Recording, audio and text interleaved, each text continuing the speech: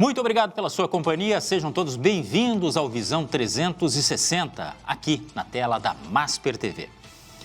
O Visão 360 é transmitido no canal 575 da Parabólica Digital Brasileira, TV aberta para todo o país. E canais 20 e 520 para os assinantes da Claro TV+, no Rio Grande do Sul.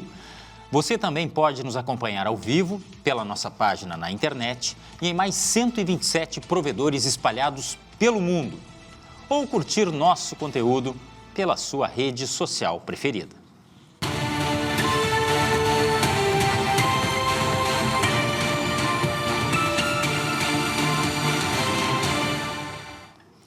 E no Visão 360 de hoje vamos falar sobre o Dia Nacional de Combate ao Abuso e à Exploração Sexual de Crianças e Adolescentes. A importância da proteção à infância e do enfrentamento aos crimes cometidos contra o público nessas faixas etárias, né? Como identificar os sinais de abuso, o papel da família, da escola também, da sociedade de uma forma geral, na prevenção e na denúncia desses crimes. Neste contexto, a atuação da polícia, através da Delegacia de Pronto Atendimento, ligada ao Departamento Estadual da Criança e do Adolescente, tem sido fundamental nas investigações, nas apurações, na ajuda, enfim, à sociedade para acolher as vítimas e para combater a exploração sexual infantil. O debate também passa pela importância da denúncia, da identificação dos sinais de alerta e do trabalho integrado para garantir mais segurança à infância e à adolescência. Para falarmos sobre este assunto, recebemos em nosso estúdio a delegada Flávia Fatini, titular da Delegacia de Polícia de Pronto Atendimento vinculada ao Departamento Estadual da Criança e do Adolescente, o DECA. Delegada, muito obrigado por sua presença, seja bem-vinda ao Visão 360. De nada, obrigado pelo espaço. Nós temos muito a falar, mas eu estou muito curioso para saber em que passo estamos hoje no que diz respeito à prevenção, a ajudar os próprios pais, né? O papel muito importante dos pais nesse contexto. E a polícia, ela está preparada para este enfrentamento? Dúvidas primordiais, mas temos muito mais a falar daqui a pouco, porque antes tem as notícias do dia, no Momento 360.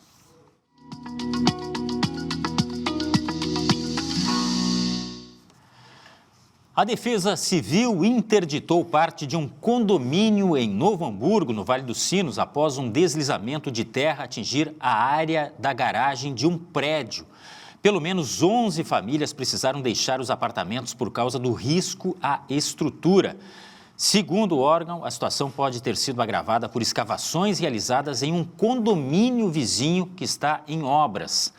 Durante a vistoria, foram identificadas rachaduras próximas aos blocos e também nas edificações. Ao todo, 22 pessoas precisaram ser realocadas preventivamente. A Caixa Econômica Federal começou nesta segunda-feira o pagamento da parcela de maio do Bolsa Família. Neste mês, cerca de 19 milhões de famílias devem receber o benefício em todo o país. O pagamento unificado foi liberado para municípios em situação de emergência de 9 estados brasileiros. O valor mínimo segue em R$ 600, com adicionais para crianças, gestantes e mães de bebês recém-nascidos. Beneficiários podem consultar informações pelo aplicativo Caixa Tem. O programa também mantém a regra de proteção para famílias que aumentaram a renda com emprego formal.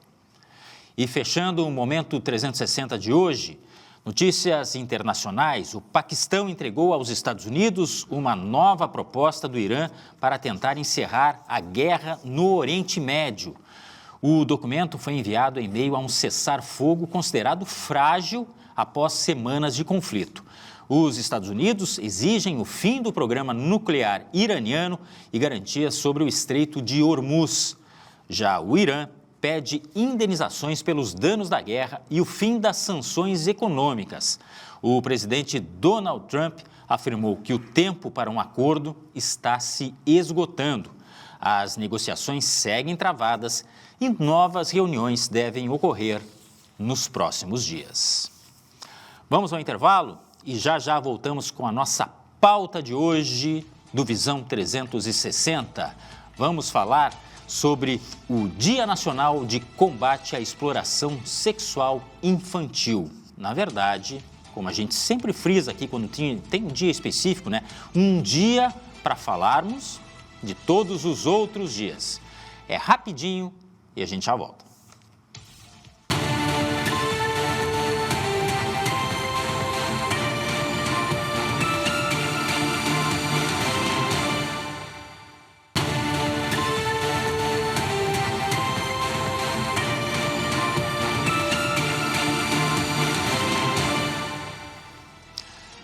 Vamos falar hoje no Visão 360 sobre a segurança, o combate à exploração sexual dos nossos maiores patrimônios, nossas crianças e nossos adolescentes. Hoje é o Dia Nacional de Combate à Exploração Sexual Infantil. E precisa de um dia específico? Bom, eu considero, acho que a delegada também, que todos os dias devem ser de combate à exploração sexual infantil. Mas, a exemplo do que acontece com outras campanhas, um dia é necessário às vezes para alertar com maior vigor as pessoas sobre o perigo do assunto que nós estamos tratando. Nossa convidada de hoje, reforçando, é a delegada Flávia Fatini, titular da Delegacia de Polícia de Pronto Atendimento, vinculada ao Departamento Estadual da Criança e do Adolescente, o DECA. Delegada, mais uma vez, muito obrigado pela presença. E eu lhe pergunto, é um assunto que preocupa muito e o quanto preocupa vocês da polícia, isso que nós estamos falando, o combate à exploração sexual infantil? É um dos assuntos principais, né? A gente combate sempre o abuso infantil, sempre combatemos, mas agora é um assunto que está preocupando muito mais em função da difusão tecnológica. É como se tivesse tido uma epidemia de crimes, divulgação, produção e armazenamentos dos crimes sexuais infantis em função da questão do avanço tecnológico, que nos faz bem, né? A gente evolui com isso, mas, por outro lado, o crime ele migrou muito para essa parte tecnológica. Então, o abuso infantil, o abuso de criança e adolescente, abuso sexual, foi um dos crimes que a gente viu que proliferou de uma forma bem importante. E é nisso que a gente tem focado mais hoje em dia. Além de apurar os fatos concretos que chegam na delegacia, a gente está tentando desenvolver mecanismos para coibir cada vez mais essa produção, divulgação, armazenamento de crimes sexuais via internet, né? É o chamado efeito colateral da tecnologia. Hoje não conseguimos viver sem, né? Quando falamos em tecnologia, principalmente esse aparelho. Sim. Hoje não tem como, a gente trabalha em função disso, né? Nos facilita muita coisa? Sim, mas tem os efeitos colaterais, como a gente chama, né? É possível se afirmar que existem pessoas que se especializaram nesse tipo de crime? Os criminosos, eles buscaram know-how, eles buscaram especialização, ainda mais se falando em tecnologia, para praticar esses crimes? Com certeza. Com certeza, eles se especializaram, tanto se especializaram para ver a forma de não serem rastreados, de não serem pegos. Aí não é muito a minha área, mas mais ou menos eles acessam com servidores que acessam outros servidores e fazem uma cadeia de acessos. Isso para burlar? Isso para burlar o rastreamento. De uma forma que se tornou muito difícil, isso para qualquer crime virtual, de uma forma que se tornou difícil rastrear da onde que eles estão acessando. Pode ser de qualquer lugar do mundo, tem servidores especializados nisso. Tu faz um acesso e aí eles vão para outro ponto do mundo e aí aparece como sendo de lá. E isso é a forma que o crime tecnológico se desenvolve. Eles têm servidores programados para fazer esses tipos de acessos para que seja irrastreável. Então, a gente está com esse desafio de investigação, aonde eles estão, onde é que está a pessoa, se a pessoa tem armazenado ou não, que também é uma coisa que a tecnologia evoluiu muito. Então, hoje em dia, o pedófilo, o que consome esse aparato todo de vídeos e imagens pornográficas, ele não precisa mais ter armazenado na casa dele, porque antigamente ele tinha na casa dele. Eu lembro de fitas, operações, HD, exatamente, pendrive, antigamente mais ainda fita, cassete, enfim. CDs, né? Mas hoje em dia eles não precisam mais nem armazenar na própria máquina, o que torna bem mais difícil a investigação. E, consequentemente, como o consumo aumentou muito a produção também, e isso é uma notícia muito infeliz, porque se tem uma foto, em qualquer lugar que tenha uma foto ou uma cena de uma criança sendo abusada, em algum lugar do mundo está tendo uma criança sendo efetivamente abusada e alguém está filmando aquilo ali, está fotografando aquilo ali para que se divulgue depois num comércio ilegal dessas imagens, né? O que a senhora está falando me preocupa por demais, porque a gente está numa sociedade que está adoecendo, né? Algumas pessoas dizem que já é uma sociedade doente. Eu acho que para muitas coisas ela tem serenidade para tratar de assuntos, mas para outros aspectos a gente está, sim, doente ou está em processo de adoecimento muito rápido. E isso é sintomático. Existe uma produção cada vez maior porque existe consumo. Sim. Ninguém produz determinado conteúdo ou produto se não houver consumo daquilo. E tem muita gente que está consumindo esse tipo de imagem, né? Isso é comercializado, oferecido na internet, na dark web. Oferecido descaradamente, né? Que coisa maluca isso, né? E eu imagino o trabalho da polícia, e aí eu chego naquela pergunta que eu fiz na abertura do programa. A polícia está preparada para enfrentar esse desafio? A polícia, o nosso fim é investigativo, né? Mas a polícia, sim, está atuando na parte preventiva, tanto ali no departamento, eu trabalho no departamento de vulneráveis, que tem a DECA, que é a divisão da criança e do adolescente. Temos 3 delegacias especializadas em crime contra a criança e adolescente e praticados por adolescentes. Então, nessas delegacias, nessa divisão, a gente tem uma ação preventiva. A gente oferece palestras em escolas, em clubes de pais, em qualquer lugar que nos demandar, a gente se dispõe a fazer a palestra. Paralelo a isso, a Polícia Civil tem como institucionalizado um programa que chama Papo de Responsa, que é um programa que vai nas escolas, daí especificamente para as escolas, onde eles mostram e conversam sobre o crime de uma maneira geral. Qualquer delito, eles orientam o público. Com os estudantes também? Com os estudantes. Ou seja, uma linguagem já acessível para aquele público. Exatamente. Legal. Para prevenir o crime em geral, né?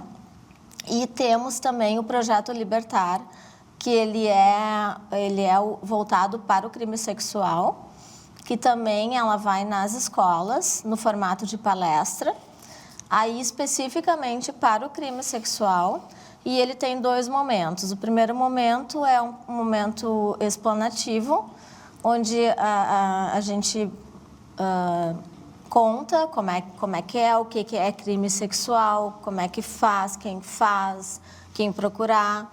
E tem um segundo momento, que é um momento que é o adolescente ou a criança que viu a palestra e quer conversar, tem alguma coisa para falar, ela é atendida privadamente pelos policiais. E ali sai bastante coisa. Eu só imagino, gente, é traumático, mas a criança ou menor de idade, pode ser um adolescente, ele tem necessidade, de repente, deste momento com alguém que fale a língua dele. Alguém que entenda e que ouça muito mais do que, de repente, fale. Algumas crianças e adolescentes, isso profissionais da área falam, né, que preferem esconder, porque isso causa vergonha, constrangimento, né? Tem medo do que possa acontecer se eles falarem, mas tem muitos que querem falar e é importante alguém ouvir. E mais do que isso, tomar providências, logicamente. Né? E uma coisa curiosa é que na escola aparece bastante, costuma aparecer, às vezes a criança tem mais liberdade de falar na escola para alguém, tanto para um coordenador, para o professor ou alguém do SOI ali, da parte psicológica da escola. A criança tem mais liberdade de acessar essas pessoas, de contar o que está acontecendo, ou para as próprias amigas. Já teve relatos, registros de ocorrência ali na delegacia, em que a mãe da amiguinha foi ali registrar porque a criança contou para a melhor amiga e a melhor amiga contou para os pais. E os pais da melhor amiga foram registrar porque viram que era uma situação bem grave. Porque o que acontece? A maioria dos crimes sexuais, não se falando agora desses produzidos para disseminação, né, em massa, para o comércio, mas a maioria dos crimes sexuais são perpetrados por parentes ou pessoas que moram próximo. Posso me interromper? É que eu li no final de semana agora uma notícia que me deixou estupefato, que o próprio parente, um pai de família, teria abusado da filha de 4 anos. A mim choca. E a várias pessoas choca. Mas vocês devem ter relatos muito parecidos. Sim, diariamente.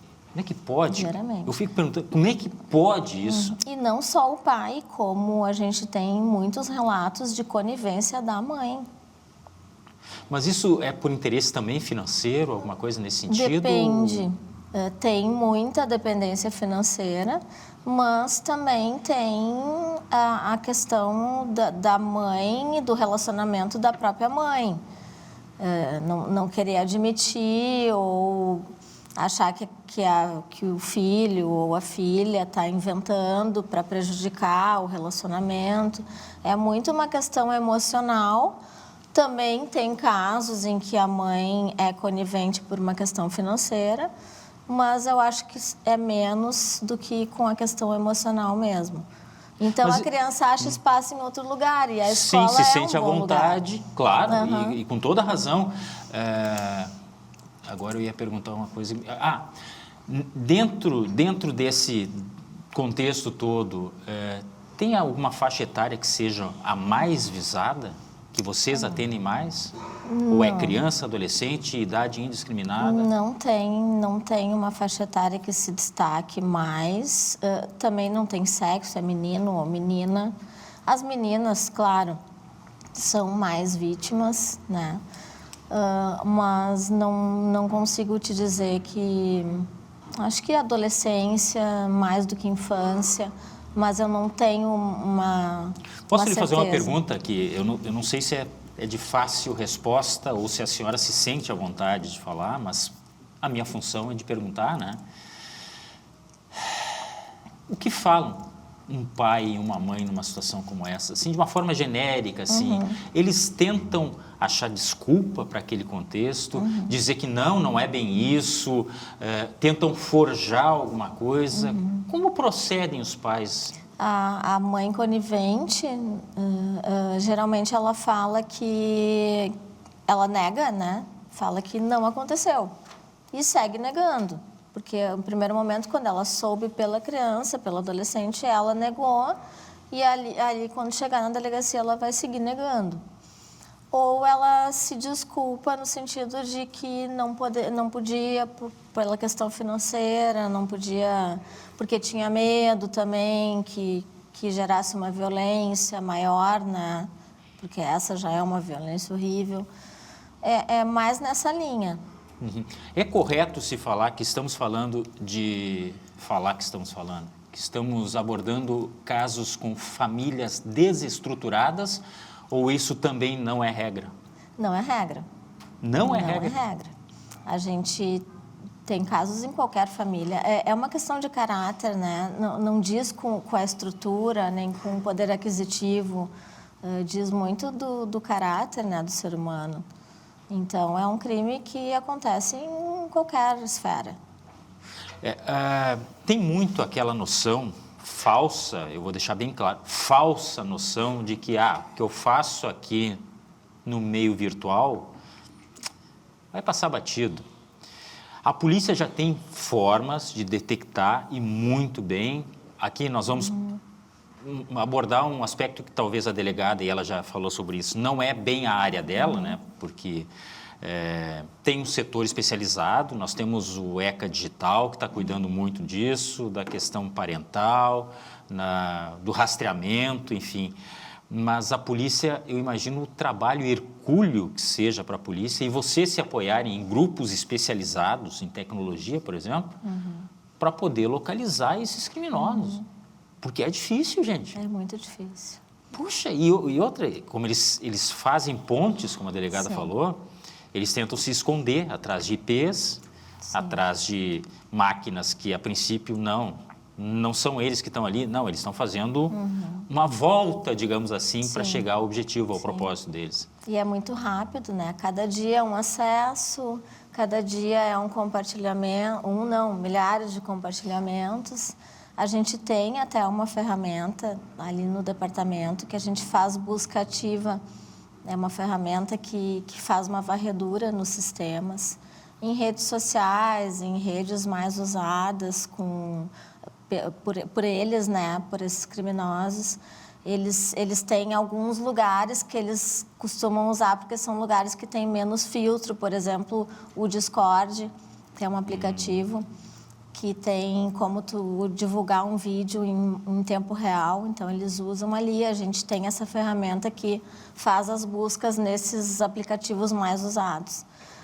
Mas na Dark Web a gente não tem ainda. Parece que São Paulo já tem essa busca ativa na Dark Web. Aqui no Rio Grande do Sul ainda não chegou. Mas é processo, as coisas evoluem, né? A gente certamente vai chegar nisso aí. E essa questão da varredura já é um alerta de que não. Aqui, as atividades que são rotineiras, e esses criminosos acabam fazendo atividades rotineiras, eles já podem ser pegos neste filtro. Então, não é mais isso que eles pensavam. Não, ninguém vai descobrir. Não é assim. A pena, ela é adequada, na sua opinião? Nós temos hoje, para os criminosos, para quem pratica crime contra criança, adolescente, né, nesta tipificação, há o rigor da lei, na sua opinião?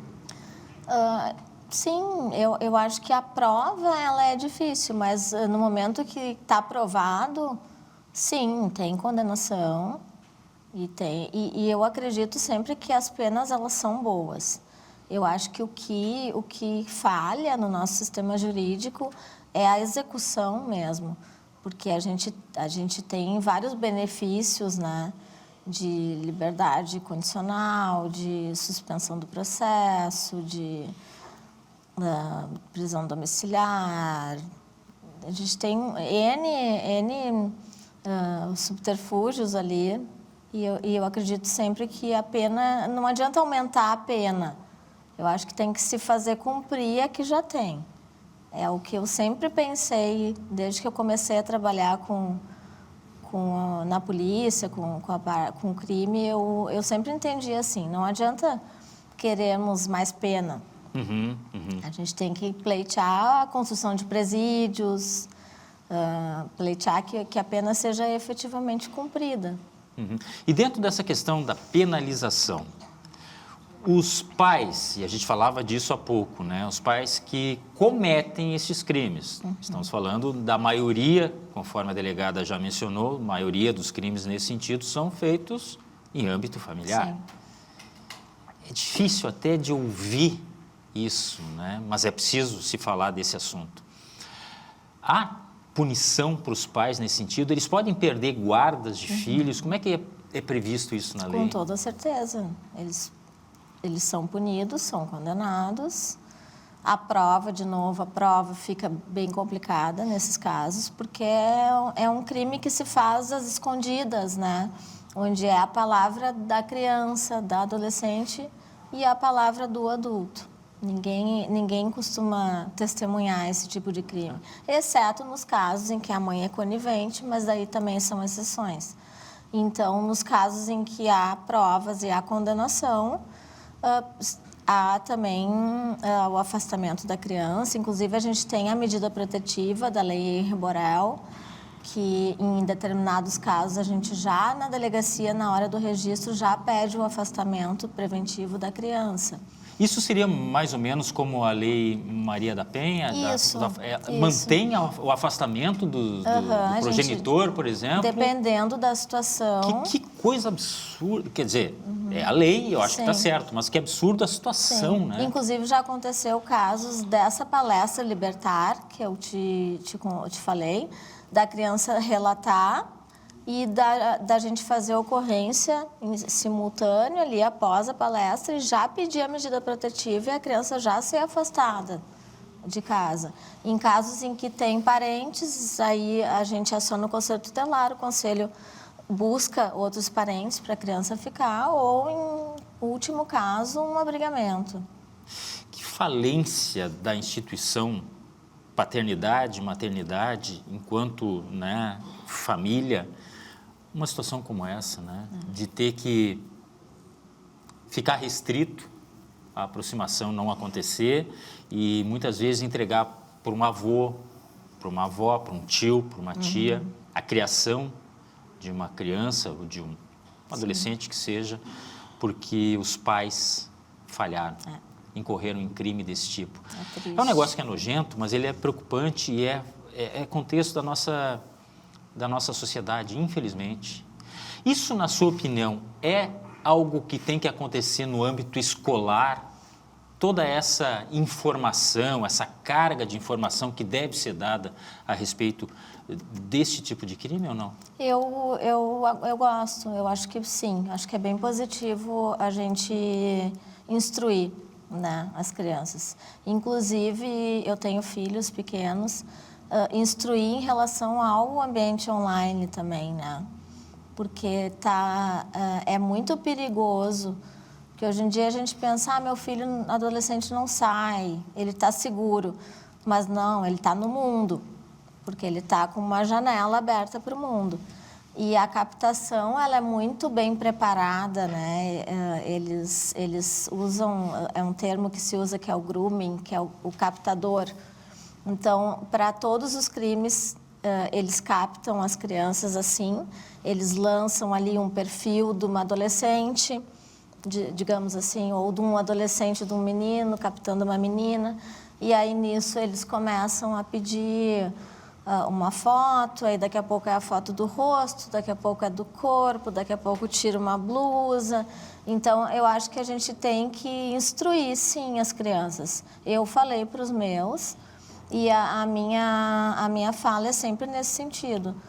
Não fala com ninguém, não fala com um adulto, não fala com ninguém, porque o do outro lado não vai ser um adulto. Do outro lado vai ser uma criança, entre aspas, né? Um perfil de uma criança que quer conversar com a nossa criança. Então, não fala com ninguém que não conhece. É drástico, mas é necessário. É necessário. Eu tenho um filho de 16 anos que está nessa fase de sair à noite. Eu fico preocupado, logicamente, eu não durmo. E cada pai tem um comportamento diferente, sim. De repente tem gente que dorme, eu não fico sossegado, mas eu digo que no meio virtual, no meio digital, ele está tão exposto, tanto quanto à noite que ele saia por aí, sim. Porque ele já está bem instruído ao sair à noite. Sim. a gente já fez isso. Agora, no ambiente digital, pode acontecer um escorregão, um deslize, alguém que se passe por uma pessoa conhecida. A gente tem tanta preocupação e não sabe exatamente como contornar tudo isso, todas essas ameaças. Então, eu vou ser bem sincero. A questão de sair à noite está me preocupando menos do que o meio digital. Concordo É um contigo. absurdo? Não, porque eu sei com quem ele anda. Exato. Eu sei o que eu orientei para ele não fazer, principalmente o que não fazer. Sim. Mas no meio digital as coisas acontecem assim, como que num golpe. Isso. A gente está falando tanto de golpe Sim. no dia a dia, né? Golpe no mundo. É uma espécie de golpe. As pessoas conquistam. É a mesma ideia. É a mesma ideia. São né? as mesmas iscas, o mesmo grooming ali para captação. É a mesma ideia. E eu estou falando do meu filho, né, homem, mas eu tenho filha mulher também, e eu imagino, não sei se aqui já é um contexto meu machista, mas filha mulher é preocupação dobrada, porque a gente está vendo muito absurdo aí. É que é a cultura, né? Não é machismo nosso, é ver o mundo como ele é. E a cultura, a estrutura é machista, a mulher é objetificada, então, sim, filha, mulher é mais preocupante. Nós temos que fazer um intervalo, mas já voltamos, porque eu quero explorar um pouco mais da delegada Flávia Fatini a respeito de o que a gente pode fazer mais no dia a dia. Esses grupos que atuam, eu ainda tenho curiosidade também, se tem como a gente considerar que são quadrilhas ou não. Enfim, é um assunto que é um dia para falarmos dele, mas é uma vida inteira que nós temos que nos preocupar. A vida das nossas crianças e dos adolescentes. Vamos para um rápido intervalo e já voltamos aqui no Visão 360.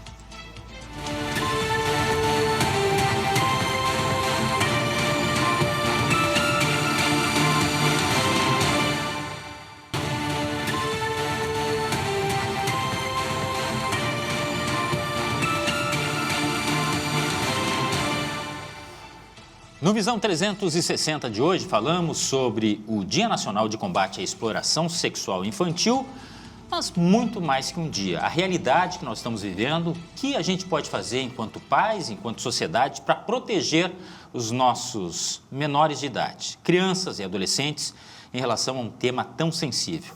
Estamos recebendo aqui no estúdio a delegada Flávia Fatini, que é titular da Delegacia de Polícia de Pronto Atendimento, a DPPA, vinculada ao Departamento Estadual da Criança e do Adolescente, ou Divisão Estadual da Criança e do Adolescente. Na verdade, eu falo departamento, mas é divisão, é a ADECA. Sim, é que era departamento. Era departamento antes. Mas, enfim, eu queria lhe perguntar em relação a estes criminosos que atuam, né, neste tipo de crime. Há quadrilhas envolvidas nisso aí ou são crimes praticados por pessoas de forma isolada, são crimes pontuais de determinados criminosos? Vocês chegaram a uma conclusão em relação a isso ou não? Sim, tem quadrilhas estruturadas para fazer esse tipo de crime. Inclusive, eles têm escalonamentos, eles têm o que produz, o que divulga, o que armazena, eles são muito bem estruturados, sim. Que coisa, isso e logicamente... tem o consumo, né? O compartilhamento, o consumo... Isso, logicamente, que tem uma finalidade. Sim. Esse é um material que ele é comercializado. Não pense, é diversão, os caras fazem por diversão, mesmo com a diversão criminosa. Não, isso tem uma finalidade. E muitas vezes ligados a outros grupos criminosos que mexem com outras coisas. Sim. Sim. Isso eu ouvi numa palestra, mas em relação ao que está sendo feito em São Paulo. Imagino que as coisas, infelizmente, cheguem aqui, mais cedo ou mais tarde, vão chegar aqui, né? Sim. Assim como o progresso lá em relação à verificação de máquinas e rastreamento, ele está um pouco mais avançado, mas vai chegar aqui. É só uma questão de tempo. Sim. A gente estava conversando aqui, delegada, sobre a necessidade de monitoramento. Eu disse que eu uso, muitos pais fazem uso, né, de aplicativo no celular. Quero saber onde é que está meu filho, minha filha. A gente dá uma olhada ali, está na escola, está, enfim, tem, dependendo do sistema, tem na loja lá várias opções. A senhora é a favor disso? Eu sou. Eu uso. O meu mais velho, ele ainda não sai de casa sozinho, ele tem 12 anos, mas eu uso para controlar o que ele acessa dentro da liberdade dele ali de internet. Eu uso o controle parental, eu verifico o acesso, às vezes eu dou umas olhadas nos históricos ali dele, ver o que ele acessou, se está conversando, se tem alguém batendo papo em algum lugar. Eu uso e sou a favor de usar, sim. E os rastreamentos também. Aconteceu em determinado momento aquela discussão, né? Mas enquanto os pais invadem a vida dos filhos e cerceiam. Gente, nós estamos falando de crime. Tudo que for feito para evitar crime não é invasão, nem de direitos de privacidade, seja lá o que for chamado. Lembrando que nós estamos falando de menores de idade. Sim. Então, o tutor é o responsável. Cai a responsabilidade sobre essas pessoas. Sim. Então, e deve, né? E deve. E deve. A gente tem que zelar pelo bem-estar deles. Eu acho bem relativa essa liberdade de privacidade deles. Eu acho que a obrigação é nossa. Não, em muitos casos há notícias de que o próprio menor ele fica irritado, ele fica bravo, ele fica porque não gostaria que os pais se metessem. Sim. Mas, gente, eu queria sair de casa quando eu era pequeno toda hora.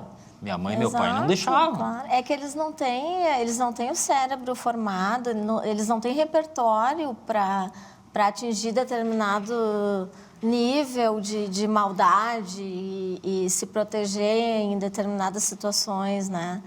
Eles precisam que a gente entregue isso para eles. Claro.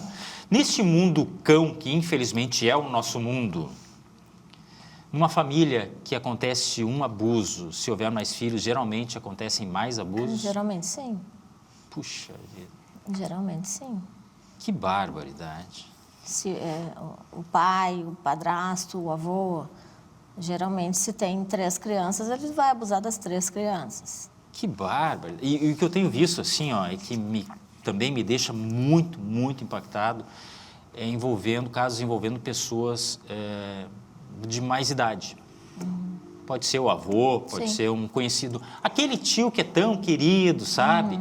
Com atitudes insuspeitas. Na verdade, com o passar do tempo, a gente vai ver que ele é não só o suspeito, como ele é o culpado por muitas atitudes, né? Sim. Porque o criminoso também não tem idade. Sim, não tem idade. E o criminoso, ele envelhece fazendo aquilo, né? Geralmente, o desvio de conduta sexual, ele aparece cedo na pessoa e ele acompanha a vida da pessoa. Há muita dúvida, até em relação aos pais, sobre o que é o abuso sexual. Por quê? Eu lhe explico. Tem muitos casos que aquele tio que eu estava falando agora, pega a criança no colo, toca as partes da criança, tá? E as pessoas, muitas vezes, da família mesmo, nem acham que não existe nada demais. E a criança, em determinada faixa etária, ela não tem condições também de responder àquilo. Sim. A senhora acha que falta esclarecimento em relação a isso também? Eu acho que sim. Inclusive, é importante mencionar, tem mães que chegam para fazer o registro e falam, mas não estuprou. Mas estuprou sim, porque... Sim, porque não é a penetração. Exato, não teve penetração, significa... mas estuprou por anos aquela criança. E tem pessoas que não têm conhecimento e acabam achando que passar a mão, que fotografar. O que importa é a intenção. Claro, se tu pegou uma criança no colo e vai botar a mão no bumbum, assim, mas se a intenção é de abusar, daí não está certo, já é um estupro de vulnerável. É asqueroso, mas a gente precisa falar desses assuntos, né? Precisa abordar com a maior clareza possível, é isso que a gente está tentando fazer aqui. Delegada, as pessoas que muitas vezes não denunciam, é por medo, é por desconhecimento, e o que a gente pode fazer para incentivar isso? Tem os casos dos próprios abusados, que é interessante porque os abusados, às vezes, eles custam a denunciar. Eu já vi ocorrência de pessoas com 30 anos, um exemplo. Eu fui abusada lá quando eu tinha 12, 13 por um tio em tal cidade. Porque a pessoa não se dá conta, a criança, o adolescente, por isso que eu falei, eles não têm repertório para entender o nível de maldade. Porque eles não têm repertório, eles não entendem aquilo ali como um abuso. Só que eles sentem um desconforto. E eles não falam, porque o abusador, ele é muito envolvente, né? Ou, às vezes, ele cria um mecanismo de chantagem. Isso aí é o nosso segredinho, isso é uma brincadeirinha que a gente faz, que está tudo bem, que a gente brinca assim. E aí a criança não entende, mas sente um desconforto. E aí, quando 10 anos depois, 15 anos depois, a pessoa vai ter aquela memória e vai entender, não, eu fui abusada por aquela pessoa. Então, tem esses casos e tem os casos de conivência, né, de familiares, porque aí não sustentam por vários motivos, financeiro, emocional, medo também de uma violência maior. Nesta questão dos subterfúgios, eu lembrei de alguns casos, infelizmente, observando assim na rotina que a própria imprensa divulga, né? E eu acho que é um papel muito importante nosso, da imprensa, né? Aquele senhor, né, que tenta ser aquele paizão, mesmo não sendo o pai da criança, que oferece presentes. Sim, também. Que seduz de várias formas, que faz isso. Isso aqui é um segredinho só nosso, tá? Não conta para ninguém. Isso é uma forma de persuasão, de manter aquele status em troca de abuso sexual. Abuso sexual. Isso é absurdo. As pessoas têm que ter a noção disso aí. Sim. Mas a denúncia muitas vezes acontece, eu acho, também por... Como é que eu vou dizer? Por negligência. Negligência mesmo, das pessoas não entenderem o papel delas na sociedade. Eu vou deixar que isso aí os outros que resolvam. Sim, com Acho que certeza. diminuiu, tá? Mas ainda há uma parcela muito grande da população que acaba não denunciando. Eu acredito que sim. Eu acho que a gente está muito mais esclarecido, né? A informação está chegando também, né? Graças à tecnologia está chegando muito mais rápido e muito mais mastigado, né? Só que eu acho que ainda tem, sim, muita gente que não quer se meter, porque a família não é com a gente, né? Ou a própria família não quer... Até aquela hora tu perguntou se são famílias desestruturadas, mas não, nas estruturadas também acontece e daqui a pouco eles escondem Abafam, mais, né? Isso. Escondem porque mais, imagina isso aí perante vergonha, a sociedade... Né? É muito feio, mais feio é esconder. Exatamente. Então, eu acho que temos que estar atentos, né, todos nós, e realmente denunciar. Se a gente O papel da viu, a gente polícia, denuncia. o papel da polícia é bem definido nesses casos, mas eu fico imaginando a criança ou adolescente que sofrem esse tipo de crime. Isso pode ficar um trauma para o resto da vida, mas mesmo que isso aconteça, tem que denunciar. Sim, não denunciar não vai tirar aquilo, né? Não vai resolver em nada, só pode prolongar um período que é de sofrimento até que essa criança tenha o discernimento de dizer, não, só um pouquinho. Sim. Não Exato. pode mais. Não, e até a questão da justiça, também não, a área da psicologia não é a minha área, mas eu gosto, eu leio bastante sobre, e eu acho que até ajuda a processar melhor e curar o trauma quando é feita uma denúncia, quando o culpado vai punido. Eu acho que porque o abuso, ele macula a vida da pessoa negativamente em 100% dos casos. Nunca passa batido um abuso, seja ele como for. E eu acho que denunciar e punir o responsável ajuda a pessoa a resolver aquilo dentro de si. Pergunta, é bom porque o pessoal fica também curioso com o nosso assunto e isso ajuda a esclarecer. Alguma precaução especial, e a senhora, além de delegada, é mãe, com a divulgação, por exemplo, de fotos de menores de idade. Tem gente que faz questão de botar filhos ou sobrinhos ou afilhados em fotos. Ah, no verão tá lá, mas é uma criança, tá sem a parte de cima do biquíni, sei lá, tá... A senhora acha que é preciso ter uma precaução nesse sentido também? Eu acho, principalmente em perfis públicos, perfis de Abertos. redes sociais abertos, porque os captadores captam, né? Eles procuram essas fotos. Então, às vezes, está lá num perfil público uma foto de uma criança no balé, na ginástica, só que tem alguém que está olhando com outros olhos aquela foto ali. E eles não só olham, como eles printam, se passam, se compartilham. Eu acho que sim, eu acho que tem que cuidar, sim. Assim como a gente cuidaria para ir na praça, eu vi uma psicóloga que eu sigo que ela fala de um outro assunto, ela falando, eu achei muito importante e cabe para qualquer situação. A rede social hoje é a calçada de antigamente. O que tu faz na calçada, tu tem que fazer na rede social.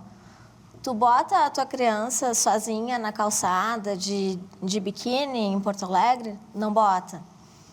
Mas tu bota na rede social. É verdade. As pessoas não têm essa noção da dimensão, do alcance que tem e do risco. Porque rede social, muitas pessoas querem se expor, ok, né? Adultos, Sim. mas levam na carona os filhos ou os parentes, enfim, que passam a correr risco naquele sentido. E tem mais, o pessoal aí começa a colaborar também, né? E tem a questão da inteligência artificial, né? Sim.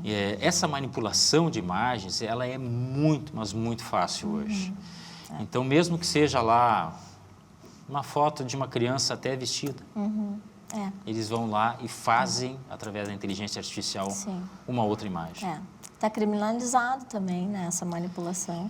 Mas isso está acontecendo até em pequenos grupos, em escolas está acontecendo isso. Sim, escolas de Porto Alegre tivemos casos que terminaram...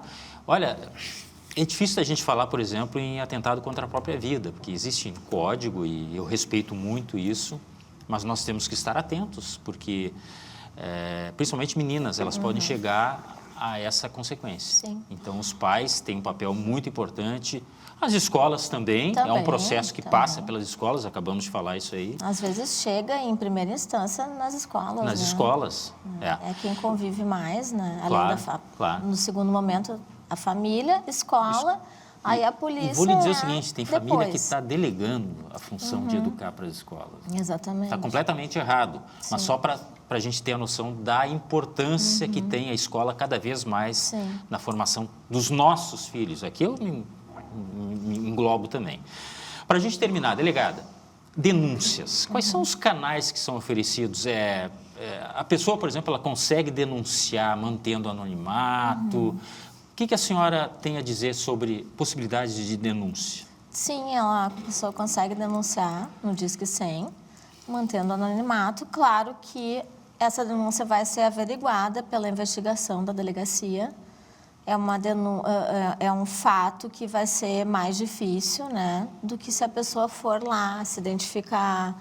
Porque, às vezes, a pessoa também não quer se envolver, como tu falou. E não tem motivo. Poderia, né? Daí, feito através de denúncia anônima, é um caminho mais dificultoso. Claro. Seria muito melhor que a pessoa se envolvesse. Fosse lá, desse o nome, desse ali os dados do acusado, né? Endereço, tudo. Mas existe, é um canal que existe e é melhor que seja feito assim do que não seja feito. E aí tem o Disque 100, então, e claro, tem a delegacia, Tem né? a delegacia, tem e-mail, deca@pc.rs.gov.br. deca@pc.rs.gov.br. Olha só, poxa, tem e-mail, tem telefone, tem a delegacia e dá para manter o anonimato, em último caso, se a pessoa... Mas eu digo aqui, é uma questão de empatia. Não é só resolver o problema dos outros, é resolver uma questão da sociedade. Eu repito, está em processo de adoecimento. Delegada Flávia Fatini, titular da Delegacia de Polícia de Pronto Atendimento, a DPPA, vinculada ao antigo departamento, né? Agora a Divisão da Criança e do Adolescente, a DECA. Muito obrigado por sua presença aqui no Visão 360. De nada, foi um Sempre prazer. disponível, a hora que a gente precisar, que a senhora, né, tiver alguma informação, estamos Sim. de portas abertas, porque é um assunto extremamente relevante. E eu quero, é claro, agradecer a sua companhia, você que está com a gente sempre aqui no Visão 360, acompanhando assuntos que fazem a diferença para a nossa rotina. Sempre na tela da Masper TV. Infinitas possibilidades. Bom descanso. Tchau.